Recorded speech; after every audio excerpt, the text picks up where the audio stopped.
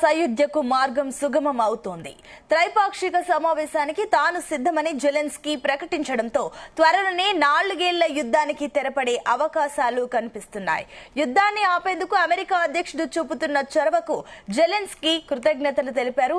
ఉక్రెయిన్లో ఎన్నికలు జరిపేందుకు రష్యా, అమెరికాతో త్రైపాక్షిక సమావేశం నిర్వహించేందుకు తాను సిద్ధంగా ఉన్నట్లు తెలిపారు. ట్రంప్ ప్రజల ప్రాణాలు కాపాడడానికి ముందుకు రావడం హర్షణీయమన్నారు. తమ దేశానికి యుద్ధ విరమణ ఎంతో అవసరమని తెలిపారు.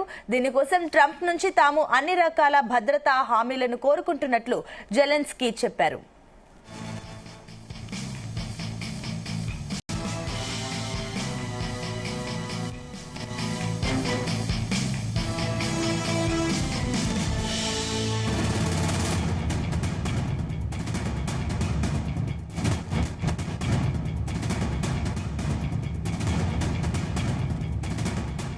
రష్యా, ఉక్రెయిన్ మధ్య సయోధ్యకు మార్గం సుగమం అవుతోంది.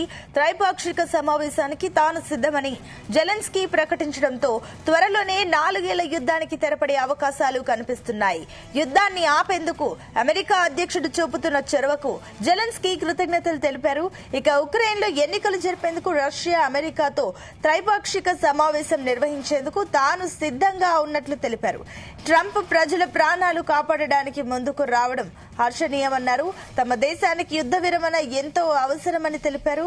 ఇక దీనికోసం ట్రంప్ నుంచి తాము అన్ని రకాల భద్రతా హామీలను కోరుకుంటున్నట్లు జెలెన్స్కీ చెప్పారు.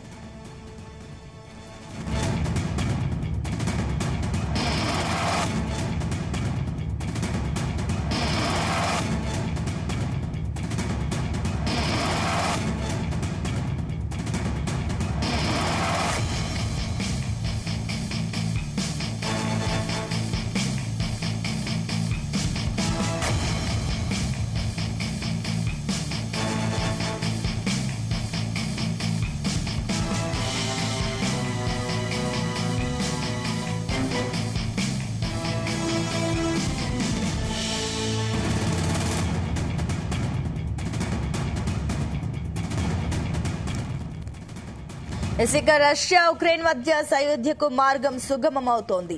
త్రైపాక్షిక సమావేశానికి తాను సిద్ధమని జెలెన్స్కీ ప్రకటించడంతో త్వరలోనే 4 ఏళ్ల యుద్ధానికి తెరపడే అవకాశాలు కనిపిస్తున్నాయి. యుద్ధాన్ని ఆపేందుకు అమెరికా అధ్యక్షుడు చూపుతున్న చొరవకు జెలెన్స్కీ కృతజ్ఞతలు తెలిపారు. ఇక ఉక్రెయిన్లో ఎన్నికలు జరిపేందుకు రష్యా, అమెరికాతో త్రైపాక్షిక సమావేశం నిర్వహించేందుకు తాను సిద్ధంగా ఉన్నట్లు తెలిపారు. ట్రంప్ ప్రజల ప్రాణాలు కాపాడడానికి ముందుకు రావడం హర్షణీయమన్నారు. ఇక తమ దేశానికి యుద్ధ విరమణ ఎంతో అవసరమని, దీనికోసం ట్రంప్ నుంచి తాము అన్ని రకాల భద్రతా హామీలను కోరుకుంటున్నట్లు జెలెన్స్కీ చెప్పారు.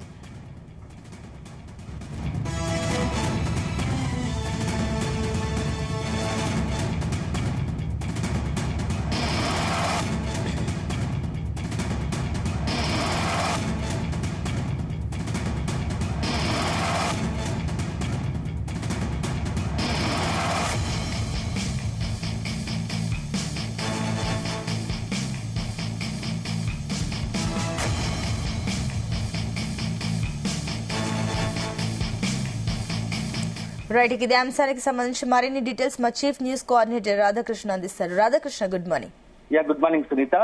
దాదాపుగా 4 సంవత్సరాలుగా రష్యా, ఉక్రెయిన్ మధ్య ఎదలేని పోరాటం జరుగుతోంది, యుద్ధం జరుగుతోంది 2 దేశాల మధ్య. సో ఇటీవల కాలంలో చోటు చేసుకున్న పరిణామాల నేపథ్యంలో ఈ రష్యా, ఉక్రెయిన్ మధ్య జరుగుతున్నటువంటి యుద్ధానికి పూర్తి స్థాయిలో తెరపడే అవకాశాలు కనిపిస్తున్నాయని చెప్పవచ్చు. దానికి కారణం ప్రధానంగా ఏంటంటే, గత 3-4 రోజుల క్రితము రష్యా అధ్యక్షుడు వ్లాదిమిర్ పుతిన్, అదేవిధంగా అమెరికా అధ్యక్షుడు డొనాల్డ్ ట్రంప్ ఇద్దరు కూడా దాదాపుగా చాలా రోజుల తర్వాత 1-to-1 భేటీ అయ్యారు. సో ఈ భేటీ సందర్భంగా వారిద్దరి మధ్య అనేక అంశాలు చర్చకు వచ్చాయి. సో ఇందులో అత్యంత కీలకమైనది ఈ రష్యా, ఉక్రెయిన్ యుద్ధం సంబంధించి. సో మొదటి నుంచి కూడా అమెరికా అధ్యక్షుడు డొనాల్డ్ ట్రంప్ రష్యా, ఉక్రెయిన్ మధ్య యుద్ధం ఆపాలి, యుద్ధం నిలిపేయాలని చెప్పేసి ఒకవైపు రష్యాకు చెప్తూ వస్తున్నాడు. అదే సందర్భంలో మొన్న చర్చల సందర్భంగా కూడా ఇదే విషయాన్ని రష్యా అధ్యక్షుడు వ్లాదిమిర్ పుతిన్ కూడా సూచించారు. సో మొత్తంగా మాత్రం మొన్న భేటీ తర్వాత, అలస్కాలో జరిగిన భేటీ తర్వాత ఈ 2 దేశాల మధ్య జరిగినటువంటి చర్చల్లో బాగా ఉక్రెయిన్ సంబంధించి యుద్ధ విషయంలో కాస్త వ్లాదిమిర్ పుతిన్ కూడా అమెరికా అధ్యక్షుడు డొనాల్డ్ ట్రంప్ సూచించినట్టుగా కొంత మేము కూడా సిద్ధంగా ఉన్నాము, సో మీ చొరవ ఎనలేనిది, మేము కూడా ఉక్రెయిన్ తో యుద్ధం విషయంలో శాంతివాత నెలకొల్లని ఒక ఆలోచనలో ఉన్నామని చెప్పేసి కూడా అధ్యక్షుడు వ్లాదిమిర్ పుతిన్ సందర్భంగా మొన్న భేటీ సందర్భంగా ఇద్దరి మధ్య జరిగిన చర్చల సందర్భంగా ప్రకటించారు. సో ఈ నేపథ్యంలో ఈ రోజు దానికి అనుగుణంగానే ఉక్రెయిన్ కు సంబంధించి జెలెన్స్కీ కూడా అదే రకంగా మొత్తం రెండు దేశాల మధ్య శాంతి వాతావరణం నెలకొనాలి, అదే సందర్భంలో ఎన్నికలు కూడా జరగడానికి సిద్ధపడాలి, ఉక్రెయిన్ లో ఎన్నికలు జరిపేందుకు సిద్ధపడుతున్నాం మీరు సహకరించాల్సిందిగా అని చెప్పేసి ఇటు డొనాల్డ్ ట్రంప్ ను జెలెన్స్కీ కూడా ఉక్రెయిన్ అధ్యక్షుడు జెలెన్స్కీ కూడా కోరారు. సో ఈ నేపథ్యంలో మొన్న చర్చల తర్వాతనే ఇలాంటి కీలక పరిణామాలు చోటు చేసుకుంటున్నాయి. సో మరో విడత రెండవసారి భేటీ మాస్కో వేదికగా జరిగే అవకాశం ఉన్న నేపథ్యంలో ట్రంప్ అదే విధంగా రష్యా అధ్యక్షుడు పుతిన్ ఇద్దరి మధ్య మరోసారి ఈ మాస్కో వేదిక రెండోసారి భేటీ కాబోతున్న నేపథ్యంలో ఆ భేటీలో ఫైనల్ గా ఒక నిర్ణయం వెల్లడించే అవకాశం ఉంది.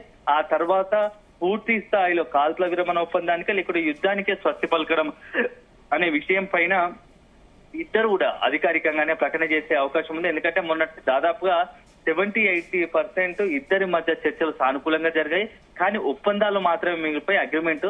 సో ఫైనల్ గా ఇప్పుడు మాస్కో వేదికగా జరిగే ఇద్దరి కీలక నేతల భేటీ తర్వాత ఈ యొక్క కీలక ఒప్పందం కూడా జరిగే అవకాశం కనబడతా ఉంది. సో ఈ మధ్య కాలంలో ట్రంప్ పదే కొన్ని విషయాలు చెప్తా ఉన్నాడు. ప్రపంచంలో ఎక్కడ యుద్ధం జరిగినా తాను ఆ యుద్ధాన్ని ఆపడానికి నిలవరించడానికి సిద్ధపడుతున్నాను.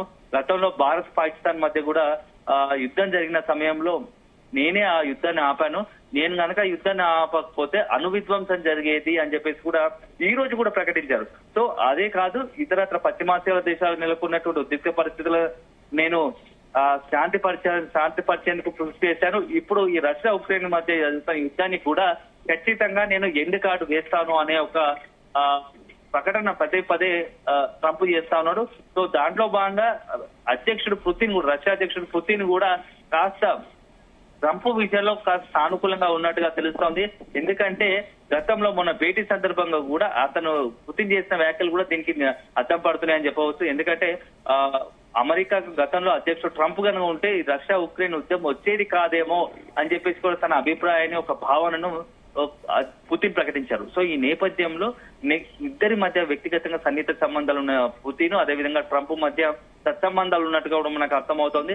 సో ఈ నేపథ్యంలో ఈ చర్చల సారాంశం తర్వాత పూర్తి స్థాయిలో ఇక రష్యా ఉక్రెయిన్ మధ్య యుద్ధానికి ఎండ్ కార్డు అతి త్వరలోనే పడే అవకాశం కనబడతా ఉంది. సో మొత్తంగా రెండు కీలక దేశాలు అగ్రరాజ్యాలుగా ఉంటున్నటువంటి అమెరికా రష్యా దేశాల అధినేతల భేటీ తర్వాత ప్రపంచ వ్యాప్తంగా కూడా దాని ప్రభావం చూపబోతోంది. సో కొన్ని దేశాలు ఈ యుద్ధాలకు స్వస్తి పలకడం, అదే సందర్భంలో వాణిజ్య పరంగా కూడా అనేక మార్పులు వచ్చే అవకాశం ఉంది. ఎందుకంటే ఆ ఇద్దరు భేటీ తర్వాతనే భారత్ విషయంలో కూడా కాస్త వెనకడుగు, లేకుంటే ఇప్పటికే మరి ఆ భేటీ కొనసాగకుంటే మాత్రం ఖచ్చితంగా భారత్ మరింత సుంకాలు అమెరికా విధించే అవకాశం ఉంటుండే. సో వాటికి మాత్రం ప్రస్తుతానికి అధికంగా సుంకాలు విధించే విషయంలో అమెరికా కాస్త వెనకడుగు వేసినట్టు చెప్పవచ్చు. సో భవిష్యత్తులో మాస్కో వేదిక జరిగే భేటీ తర్వాత ప్రస్తుతానికి భారత్ కు సంబంధించి 50% సుంకాలు అంటే 25% ఆల్రెడీ అమల్లోకి వచ్చింది, మరొక 25% ఆగస్టు 27 నుంచి అమల్లోకి రాబోతోంది. సో మాస్కో భేటీ తర్వాత ఆ 25% సంబంధించినటువంటి ఆ సుంక విషయంలో కూడా కొంత అమెరికా మరి పునరాలోచన చేసి దాన్ని ఎత్తివేసే అవకాశం ఉంటది. మొత్తానికైతే సుంకాల విషయంలో భారత్ కాస్త సానుకూలంగా దోహదపడే అంశాలు కనబడుతున్నాయని చెప్పవచ్చు.